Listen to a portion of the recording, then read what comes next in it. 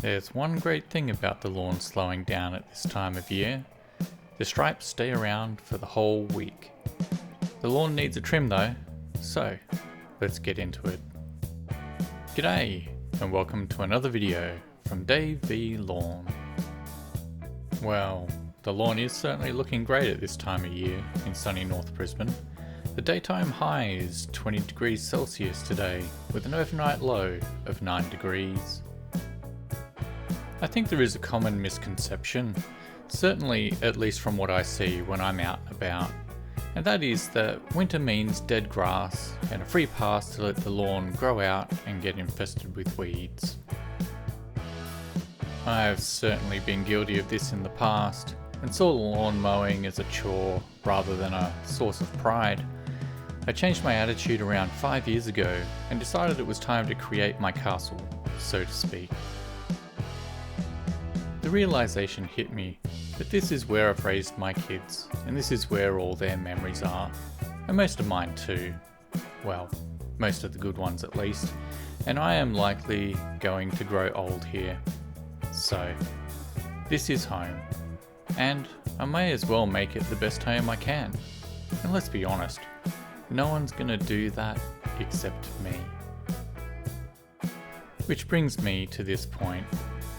Why is my grass still growing and needing a trim each week? And all the neighbours, and let's be fair about this, just about every other lawn in North Brisbane looks like trash right now.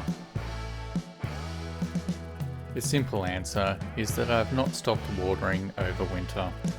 I don't need as much water as summer, so it is a bit less, but still, the grass needs water to grow. Otherwise, it'll stress out and go dormant.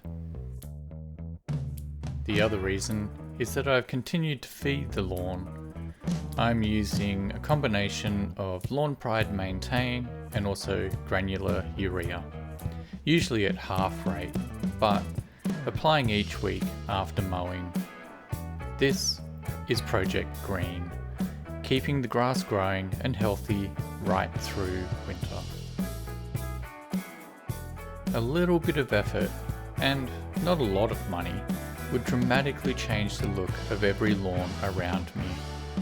The trick is to just start, and don't put it off to next week. I am lucky that I live where I do, and this is all possible. If you're in New South Wales, Victoria, or South Australia, it is going to be a tougher job, and solutions like sowing rye is going to be the best option. Up here though, the weather has been awesome this winter, and with that cold snap a month ago now gone, it is already feeling like spring. My general rule of thumb to tell if I am likely to get the grass growing is the combination of the minimum and maximum temperatures. If the total is at 33 or more, the lawn is actively growing. If it is 30, give or take a degree, it'll be slow, but growing. If it's around 28-ish, then it is definitely slow. And if the total is below 25, then there is the risk of dormancy starting. All this talk is about Qd Blue Couch, which I'm sure you all know by now, which is a warm season grass. We'll pick up the rest of this chat out the front. See you there.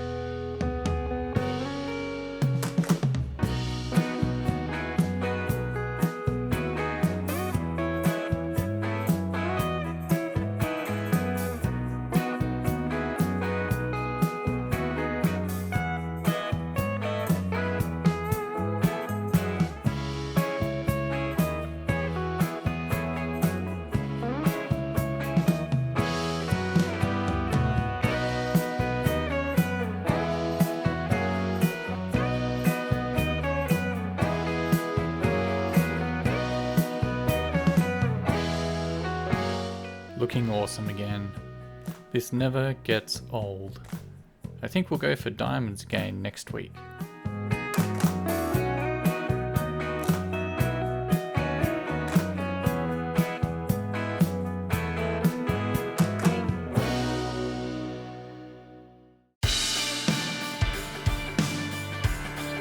As I go around the lawn, you'll notice areas that are well into that struggle zone, slow and risk of dormancy stage.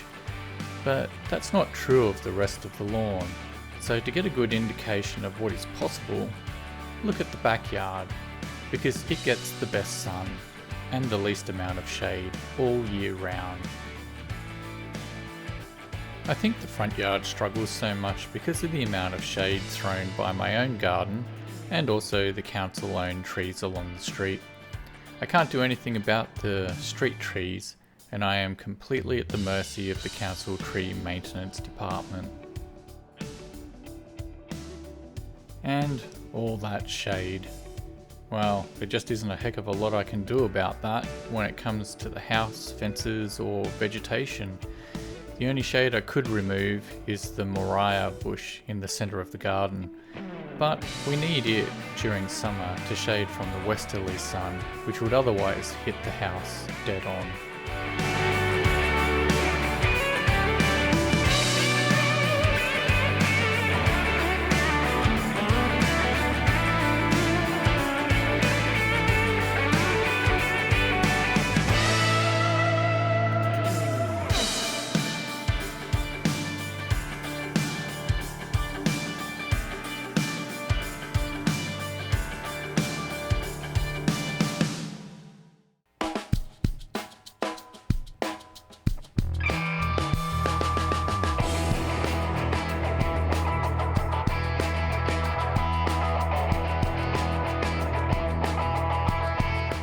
Will the front yards ever look as good as the backyard?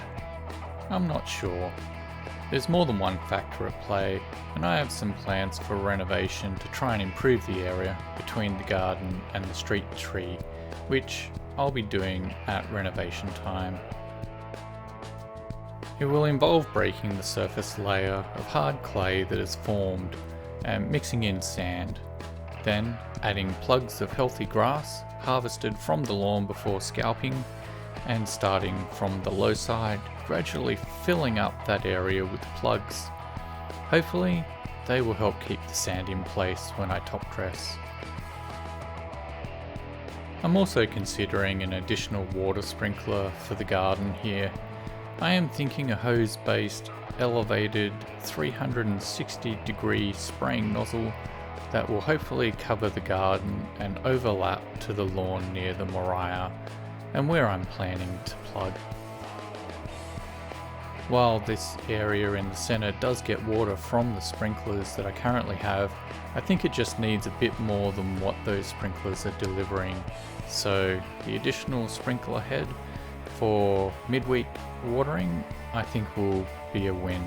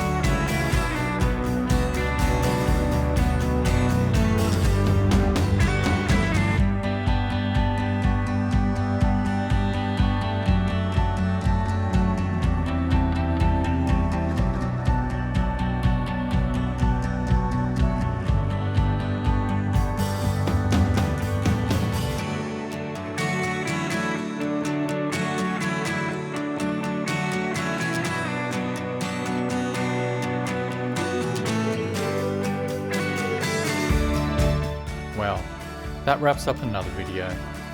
The lawn is looking nice again, not too much was cut from the top. It's all just about keeping it tidy right now. Thanks for watching. Please like, comment and subscribe. See you next time. Hooroo!